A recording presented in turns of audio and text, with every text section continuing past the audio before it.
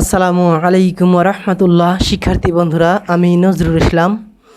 শুরু করছি গণিত নবম ও দশম শ্রেণী অনুশীলনী 2.1 এর 9 নম্বর অঙ্ক থেকে আজ শুরু করব। তো 9 নম্বর প্রশ্ন হচ্ছে, এ ও বি যথাক্রমে 35 ও 45 এর সকল গুণনীয়কের সেট হলে এ সংযোগ বি ও এ ছেদ বি সমান কত, বা এর মান নির্ণয় করতে বলছে। তো 35-এর গুণনীয়কগুলো হচ্ছে এরা 1, 5, 7 এবং 35, এবং 45-এর গুণনীয়ক হচ্ছে 1, 3, 5, 9, 15 এবং 45। এই গুণনীয়কগুলো বের করার একটা সিস্টেম, যেমন 35কে আমরা এখানে লিখে ভাগ প্রক্রিয়ায়, অর্থাৎ বাম পাশে মৌলিক সংখ্যাগুলো দ্বারা ভাগ, যেসব মৌলিক সংখ্যা দ্বারা এই 35কে ভাগ করা যায়, সবচেয়ে ছোট মৌলিক সংখ্যা, সেইগুলো দিয়ে ভেঙে ছোট করে নিয়ে আমরা ওই গুণনীয়কগুলো বের করলে সহজ পদ্ধতিতে গুণনীয়কগুলো বের করা যায়। যেমন 35কে 5 দ্বারা ভাগ করা যায়, তার ছোট সংখ্যা দ্বারা আর ভাগ করা যায় না। তো 35 যে 5 7 35, এইভাবে এই 5 এবং 7 ছোট সংখ্যায় বিভক্ত করে নিয়ে এই 35-এর মধ্যে গুণনীয়ক করা 1, যেমন 1 প্রত্যেকটা সংখ্যারই গুণনীয়ক, তারপরে 5, তারপরে 7 আর 35। তাছাড়া আর কোনো সংখ্যা দ্বারা এই 35কে ভাগ করলে নিঃশেষে বিভাজ্য হয় না। তাই 35-এর গুণনীয়ক হচ্ছে 1, 5, 7, 35। এভাবে 45-এর গুণনীয়কটাও এইভাবেই ভাঙা হয়েছে। 3 দ্বারা ভাগ করা হয়েছে 3, 15, 45। 3 দ্বারা 15কে আবার ভাগ করা হয়েছে 3, 5, 15। এখন প্রথমত 1, 45-এর গুণনীয়ক, তারপর 3, তারপরে 5, তারপরে 3 3 9, তারপরে 3 5 15, তারপরে 45 ছাড়া আর কোনো গুণনীয়ক তৈরি করা যায় না। এখান থেকেই তৈরি করতে হয়, ছোট ছোট সংখ্যা থেকেই যতগুলো গুণনীয়ক তৈরি করা যায় সেইগুলো তৈরি করতে হয়। এটা একটা সহজ একটা পদ্ধতি গুণনীয়ক বের করার। বড় বড় সংখ্যাকে ওইভাবে ছোট আকারে ভেঙে নিয়ে গুণনীয়ক বের করলে সহজে গুণনীয়ক বের করা যায়। তো আমরা গুণনীয়কগুলো বের করার পরে নির্ণয় করতে বলছে এ ছেদ বি। এ ছেদ বি এর মান আমরা আগেও নির্ণয় করেছি। একইভাবে ওই ছেদের কাজ, অর্থাৎ দুইটা সেটের উপাদানের মধ্যে কমন যে উপাদানগুলো, সেই উপাদানগুলো নিলেই ছেদ চিহ্নের কাজ হয়ে যায় এবং এটাই অ্যান্সার হয়। তারপরে এ সংযোগ বিতে কি আছে? এ সংযোগ বিতে সংযোগের কাজ হচ্ছে দুইটা সেটের সকল উপাদান নিতে হবে, কিন্তু একটা উপাদান একবারের বেশি নিতে হবে না। এভাবে ছোটো থেকে বড় সাজায় লিখলেই অ্যান্সারটা হয়ে যাবে, সংযোগের অ্যান্সার। তারপরে 9 নম্বর এখানেই এটাই অ্যান্সার। তো 10 নাম্বার, এরপরে 10 নাম্বারটা কি বলছে? যে সকল স্বাভাবিক সংখ্যা দ্বারা 346 এবং 556কে ভাগ করলে প্রতি ক্ষেত্রে 31 অবশিষ্ট থাকে, তাদের সেট নির্ণয় করতে বলছে। নির্ণয় করো। তো এখন নির্ণয় করি, দেখি কিভাবে নির্ণয় করা যায়। এখন প্রশ্নটা একটু স্মরণে রাখতে হবে যে সকল স্বাভাবিক সংখ্যা দ্বারা এই 346কে ভাগ করব, সেই সকল সংখ্যাটা যদি ভাগ করলে যদি 31 অবশিষ্ট থাকে, তাহলে অবশ্যই সেই সংখ্যাটা 31 থেকে বড় হতে হবে। তো আমরা এখন নর্মালি এখানে 346 থেকে 31 বিয়োগ করছি, 556 থেকে 31 বিয়োগ করছি। কারণ কি, যে 31 যে অবশিষ্ট থাকে, এই 31 বিয়োগ করলে যা পাবো সেইটাকে যদি ভাগ করা হয় সেই স্বাভাবিক সংখ্যা দ্বারা, অর্থাৎ যে সকল স্বাভাবিক সংখ্যা সে উত্তর চাইছে, সেই সকল স্বাভাবিক সংখ্যা দ্বারা যদি 315কে ভাগ করি, অর্থাৎ 31 বিয়োগ করার পরে 315 থাকে এবং 525 থাকে, এই 315 এবং 525কে যদি ভাগ করা হয় তাহলে কিন্তু আর অবশিষ্ট থাকে না, 31 থাকবে না। তাই আমরা 31 বিয়োগ করে যাতে অবশিষ্ট না থাকে সেই সংখ্যা তৈরি করে নিয়েছি। তারপরে এই 315 এবং 525-এর এই যে গুণনীয়ক বের করার ভাগ প্রক্রিয়ার মাধ্যমে যে সহজভাবে গুণনীয়ক বের করার দুইটা সিস্টেম এখানে দেখানো হয়েছে। সবচেয়ে ছোট মৌলিক সংখ্যা দিয়ে ভাগ করতে করতে যত দূরে যাওয়া যায়, ছোট ভেঙে ভেঙে ছোট করার একটা সিস্টেম করলাম। আর এখান থেকে ছোট ছোট গুণনীয়কগুলো বাদ দিয়ে 31 থেকে বড় গুণনীয়ক যেগুলো, সেইগুলোই আমরা বের করলাম। এখানে যেমন হচ্ছে 35 থেকে শুরু হয়েছে, 31-এর বড় 35, 35-এর পরে হচ্ছে এখানে 3 3 9, 5 নং 45 একটা নেওয়া হয়েছে, তারপরে 3 3 9, 7 নং 63 একটা নেওয়া হয়েছে, এভাবে 105 আছে এবং 315 আছে, এইগুলো নেওয়া হয়েছে। এখানে 525-কেও এইভাবেই ছোটো ছোটো মৌলিক সংখ্যার মাধ্যমে ভাঙা হয়েছে। ভেঙে এখানে আমরা যে 35 থেকে 31 থেকে বড় যে গুণনীয়কগুলো, সেইগুলোই আমরা এখানে নিয়েছি। অর্থাৎ এখান থেকে ছোটো ছোটো ছোটো ছোটো সংখ্যাগুলোকে গুণ করে দেখছি যে কোনগুলো 31 থেকে বড় হয়, সেইগুলোই আমরা এখানে লিখছি। অর্থাৎ 525-এর গুণনীয়কগুলো, এইগুলো গুণনীয়ক হয়েছে। এখন আমরা এই 315 এবং 525-এর যে গুণনীয়কগুলো বের করলাম, এই গুণনীয়কগুলোর সেট আমরা ধরলাম। 315 এর গুণনীয়কের সেট এ ধরলাম, আর 525-এর গুণনীয়কের সেট বি ধরলাম। ধরার পরে আমাদেরকে কি করতে হবে, সেট নির্ণয় করতে হবে, অর্থাৎ কমন, অর্থাৎ দুইটা সেটের উপাদানগুলোর মধ্যে কি সেটের উপাদানগুলো কমন আছে, কি উপাদানগুলো কমন আছে, সেই কমনগুলো আমাদেরকে বের করতে হবে। তো কমনগুলো বের করার সিস্টেম হচ্ছে সেট চিহ্ন দিলেই কমনগুলো বের হয়ে যায়। তো এ সেট বি বের করলাম, এ সেটের উপাদানগুলো লেখা হলো, বি সেটের উপাদানগুলো লেখা হলো, কমন অর্থাৎ সেট চিহ্নের কাজ যেটা সেটা তৈরি করা হলো। অর্থাৎ দুইটা সেটের উপাদানের মধ্যে 35 আছে, দুইটা সেটের উপাদানের মধ্যে 105 আছে, আর কোনো উপাদানের কোনো মিল নাই, যার কারণে 35 এবং 105 হচ্ছে এই সেটের অ্যান্সার। কিন্তু এখানে আমরা কমন বা সেট চিহ্নের কাজ করলাম কেন? কারণ হচ্ছে 300 শুধুমাত্র 35 এবং 105 এই দুইটা সংখ্যা দ্বারা আমরা যদি এই 315 এবং 525-কে ভাগ করি তাহলে অবশ্যই নিঃশেষে বিভাজ্য হয়ে যাবে। কিন্তু এই 35 এবং 105 দ্বারা যদি আমরা 346-কে ভাগ করি তারপরেও অবশিষ্ট 31 থাকবে, আবার যদি 556-কে ভাগ করি তারপরেও অবশিষ্ট থাকবে 31। তো সেই ক্ষেত্রে আমাদের প্রশ্ন ছিল যে কোন সংখ্যা দ্বারা ওই 346 এবং 556-কে ভাগ করলে প্রতি ক্ষেত্রে 31 অবশিষ্ট থাকবে। তো সেই সংখ্যা হচ্ছে দুইটা, একটা হচ্ছে 35, একটা হচ্ছে 105 অ্যান্সার। ওকে, এরপর 11 নম্বর প্রশ্ন হচ্ছে কোনো শ্রেণীর 30 জন শিক্ষার্থীর মধ্যে 20 জন ফুটবল, 15 জন ক্রিকেট আর 10 জন উভয় খেলা, অর্থাৎ ফুটবল খেলাও পছন্দ করে, ক্রিকেট খেলাও পছন্দ করে, এরকম সংখ্যা 10 জন। তো কতজন শিক্ষার্থী দুটি খেলাই পছন্দ করে না তা ভেন চিত্রের সাহায্যে নির্ণয় করতে বলছে। ভেন চিত্রটা আমরা আঁকাইলাম। এখানে ভেন চিত্র, এখানে আয়ত আকার যে ক্ষেত্রটা, এই ক্ষেত্রটা হচ্ছে টোটাল শিক্ষার্থীর সংখ্যা এর মধ্যে আছে, অবস্থান করছে। আর এখানে শুধুমাত্র ফুটবল খেলার জন্য একটা বৃত্ত আর ক্রিকেট খেলা পছন্দ করা শিক্ষার্থীর জন্য একটা বৃত্ত, দুইটা বৃত্ত অঙ্কন করা হয়েছে। এখন ফুটবল খেলা পছন্দ করে যে শিক্ষার্থী, তাদের যে বৃত্তের মধ্যে অবস্থান করছে তারা ফুটবল খেলা পছন্দ করে, অর্থাৎ টোটাল 20 জন। তার মধ্যে ফুটবল খেলার 20 জন শিক্ষার্থীর মধ্যে উভয় খেলা অর্থাৎ ক্রিকেট এবং ফুটবল দুইটা খেলাই পছন্দ করে, তারাও কিন্তু এই ফুটবল খেলার বৃত্তের মধ্যে অবস্থান করছে। এবং এই যে দুইটা বৃত্ত যে মিলিত হয়েছে, দুইটা জায়গা মাঝখানে যে মিলিত স্থানে, এই মিলিত স্থানে অর্থাৎ ফুটবল খেলাও পছন্দ করতেছে, ফুটবল খেলার বৃত্তের মধ্যেও আছে, ক্রিকেট খেলার বৃত্তের মধ্যেও আছে। কয়জন? 10 জন। তো 10 জন যদি ফুটবল খেলার বৃত্তের মধ্যে থাকে তাহলে এই ফুটবল খেলার আর বাদ বাকি অংশের মধ্যে আর কয়জন আছে? আর 10 জন আছে। তাহলে টোটাল মিলিয়ে 20 জন পছন্দ করে ফুটবল। আবার এখানেও একই সিস্টেম, এখানে টোটাল ক্রিকেট খেলা পছন্দ করে টোটাল 15, তার মধ্যে এখানে 10 জন আছে, এই দুইটা অংশে মিলিত হওয়ার মধ্যে 10 জন আছে, আর এই টোটাল ফাঁকা জায়গার মধ্যে আর 5 জন আছে, টোটাল মিলে 15 জন ক্রিকেট খেলা পছন্দ করে। তো এখানে আর হচ্ছে এই শুধু ফুটবল খেলার সংখ্যা আমরা সেটকে আমরা এই ধরছি, এবং শুধু ক্রিকেট খেলা পছন্দ করে তাদের সংখ্যা সেট ধরছি বি। আর এখানে এই ইউ বলতে সার্বিক সেট অর্থাৎ টোটাল শিক্ষার্থী আয়ত আকার ক্ষেত্রের মধ্যে 30 জন, এই ইউ দ্বারা জাস্ট এখানে ধরে নিয়ে বোঝানো হয়েছে।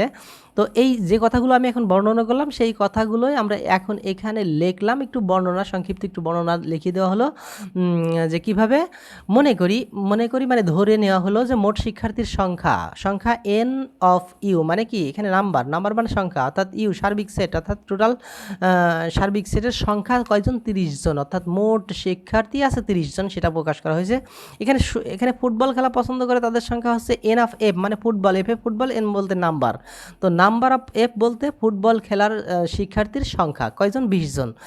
তারপর এখানে ক্রিকেট খেলার শিক্ষার্থী পছন্দ করে তাদের সংখ্যা আমরা ধরলাম N of C equal to 15 জন।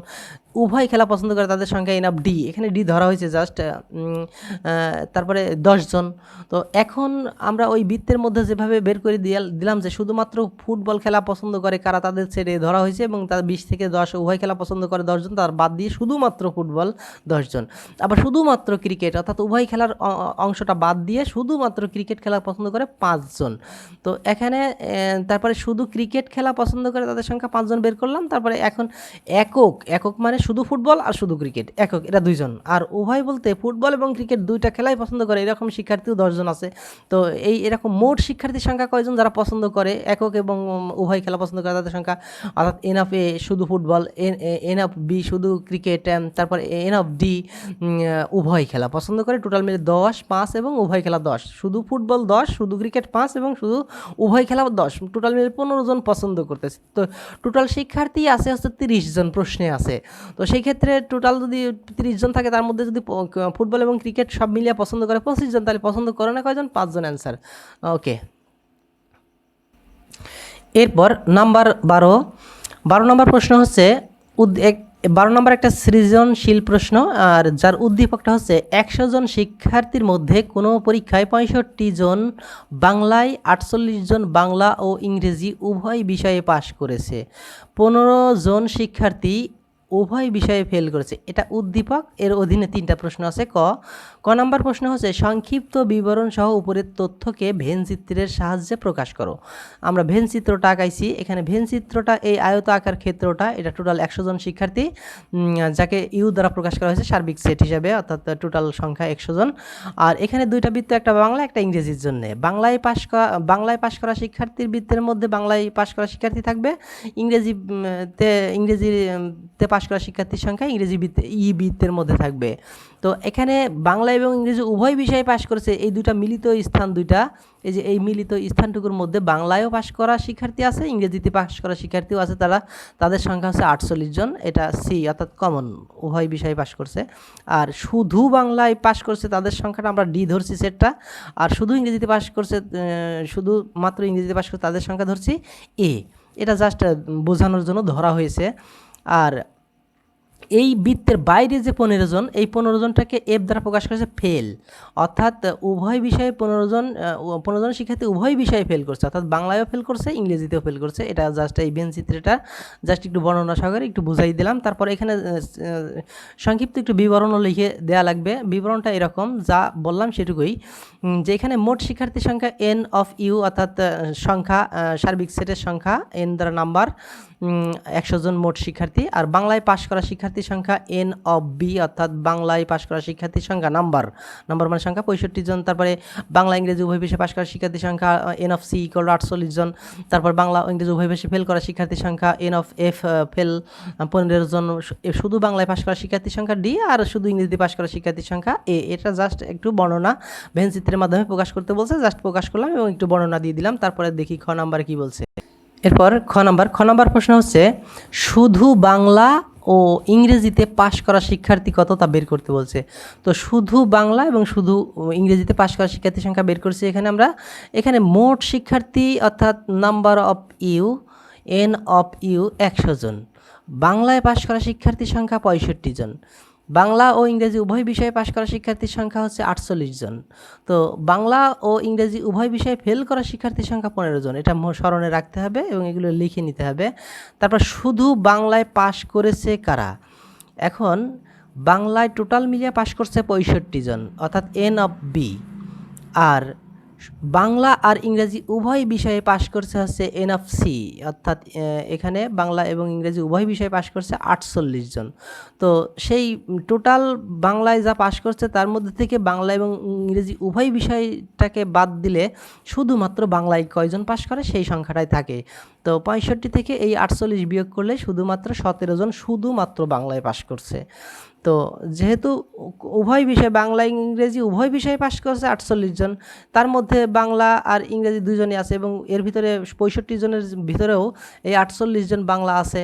তো 48 জন বাদ দিলে 17 জন শুধু বাংলা থাকে। আর আরও যে 48 জন এর মধ্যে তো উভয় বিষয়ে পাশ করছে তাদের মধ্যে থাকবেই।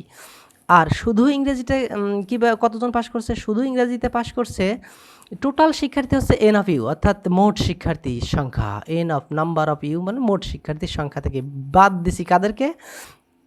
যে বাংলায় যে পাশ করছে 65 জন, বাংলায় পাশ করছে আরও হচ্ছে উভয় বিষয়ে পাশ করছে 48 জন। এখানে শুধু বাংলার 65 জন এবং যোগ ফেল করা শিক্ষার্থী 15 জন। এই বাংলায় পাশ করা এবং ফেল করা শিক্ষার্থী দুইটা যোগ করলে হয় হচ্ছে কত, 65 প্লাস 15 অর্থাৎ 80 হয়। এই 80 জন শিক্ষার্থী যদি মোট শিক্ষার্থী থেকে বাদ দেওয়া হয় তাহলেই শুধুমাত্র ইংরেজিতে পাশ করছে কয়জন সেইটা থাকে, সেই সংখ্যাটা হচ্ছে 20। তো এই হচ্ছে বাংলায়, শুধু বাংলায় এবং শুধু ইংরেজিতে পাশ করা শিক্ষার্থী, শুধু বাংলায় 17 জন আর শুধু ইংরেজিতে 20 জন শিক্ষার্থী পাশ করে। এখন গ নাম্বার দেখি। গ নাম্বার প্রশ্ন হচ্ছে উভয় বিষয়ে পাশ ও উভয় বিষয়ে ফেল সংখ্যাদ্বয়। উভয় বিষয়ে পাশ করছে কতজন? 48 জন। উভয় বিষয়ে ফেল করছে কতজন? 15 জন উদ্দীপকে আছে। এই সংখ্যা দুইটির মৌলিক গুণনীয়ক। মৌলিক গুণনীয়ক কারা? মৌলিক গুণনীয়ক অর্থাৎ যেসব মৌলিক গুণনীয়ক বলতে হচ্ছে মৌলিক গুণনীয়ক হচ্ছে যেসব সংখ্যাগুলো মৌলিক সংখ্যা, গুণনীয়কগুলোর মধ্যে যেসব সংখ্যা মৌলিক সংখ্যা সেই সংখ্যাগুলোই নিতে হবে। সমূহের সেট দুটির সংযোগ সেট নির্ণয় করতে বলছে। তো আমরা উভয় বিষয়ে পাশের সংখ্যা 48 জন, উভয় বিষয়ে ফেলের সংখ্যা 15 জন এখানে লিখলাম। তারপরে হচ্ছে 48-এর মৌলিক গুণনীয়ক কারা? 48-এর গুণনীয়কগুলো বের করব। 48-এর মধ্যে কে কে ভাগ যাবে এবং নিঃশেষে বিভাজ্য হবে সেই সংখ্যাগুলোর মধ্যে থেকে শুধুমাত্র মৌলিক সংখ্যা থাকবে 2 এবং 3। আর 15-এর মৌলিক গুণনীয়ক হচ্ছে 3 এবং 5। 15-এর গুণনীয়কই 1, 3, 5 আর 15, এই চারটা। তার মধ্যে 1 আর 15 বাদ দিলে শুধুমাত্র মৌলিক গুণনীয়ক থাকে 3 এবং 5। তো ধরি 48-এর মৌলিক গুণনীয়কের সেট এ আর 15-এর মৌলিক গুণনীয়কের সেট বি। তাহলে সংযোগ সেট নির্ণয় করতে বলছে। তাহলে এ সংযোগ বি ইকুয়াল টু কত হয়? 2, 3 সংযোগ 3, 5 সংযোগ করলে সবগুলো উপাদান নিতে হয়, একটা উপাদান একবারের বেশি নিতে হয় না। অ্যান্সার এটাই, জাস্ট গ নাম্বার অ্যান্সার। অনুশীলনী 2.1-এর এই 12 নাম্বার পর্যন্ত শেষ। আজকে এ পর্যন্তই। পরবর্তী ভিডিওতে দেখা হবে অনুশীলনী 2.2 নিয়ে। সবশেষে তোমাদের সবার কাছে আমার রিকোয়েস্ট, আমার ভিডিওটি ভালো লাগলে সবাই আমার চ্যানেলটি সাবস্ক্রাইব করবে এবং আমার ভিডিওটিকে লাইক, কমেন্ট এবং শেয়ার করবে। ধন্যবাদ।